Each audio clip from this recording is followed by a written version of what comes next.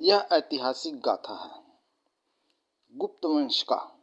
तब राजधानी पाटलिपुत्र था। सम्राट कुमार गुप्त प्रथम का काल था। सम्राट का उम्र लगभग 60 वर्ष का था। इसकी 2 रानियां थीं। इसी काल में बर्बर हूण, जो कि बच्चे स्त्री को भी तलवार से काट डालते थे तथा आग लगाते हुए अट्टहास करते हुए जिधर से जाते आतंक मचा देते थे, इन हूणों ने यूनान रोम को भी जीतकर तहस नहस कर डाला था। चीन ने इनके डर से दीवार बनाना शुरू कर दिया था। इनका लक्ष्य समृद्धि राज्य पाटलिपुत्र को जीतना था। तब हूणों का मुखिया हटीला नामक हूण था। सम्राट ने सूचना पाकर सभा आहूत किया। सम्राट के सामने हूण को चुनौती देना कठिन था। सम्राट के 3 पुत्र थे। बाकी 2 पुत्रों ने हूणों के सामना करने से सम्राट को मना कर दिया। तब द्वितीय रानी का पुत्र स्कंदगुप्त ने सेनापति बनना स्वीकार किया। इसी वीर स्कंदगुप्त का युद्ध चित्रण कुछ पंक्ति में इस प्रकार है। भारत का इतिहास भरा है वीरों के गाथाओं से। 455 ईस्वी में यूनान रोम हो चुका पराजित। चीन राज भी कांपा था। तक्षशिला ध्वस्त कर गंधार के रास्ते शत्रु आगे बढ़ा। पाटलिपुत्र लक्ष्य था। तब बचा लिया भारत को जिसने बर्बर जाति के हूणों से। भारत का इतिहास भरा है वीरों के गाथाओं से। स्कंदगुप्त एक नाम है 25 वर्ष की आयु का।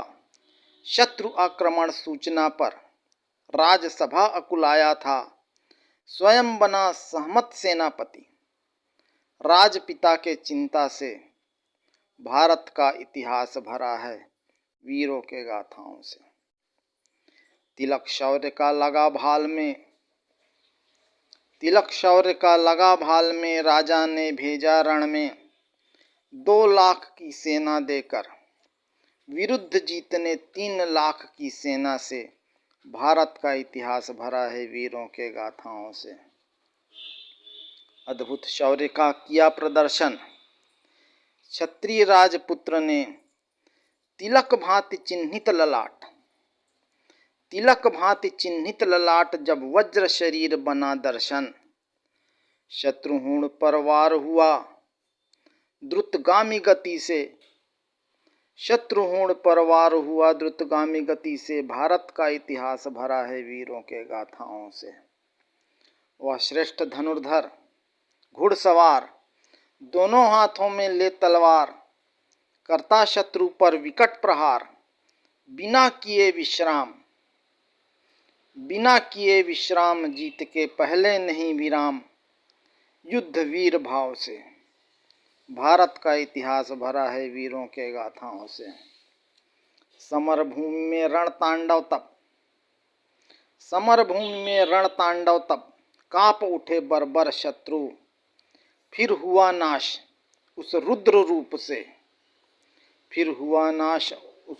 रूप से। भारत का इतिहास भरा है वीरों के गाथाओं से।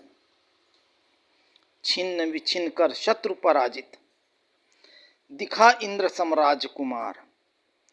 प्राचीन विरासत जन धन रक्षक वह अपने बाहुबल से। भारत का इतिहास भरा है वीरों के गाथाओं से। हूण प्रमुख का किया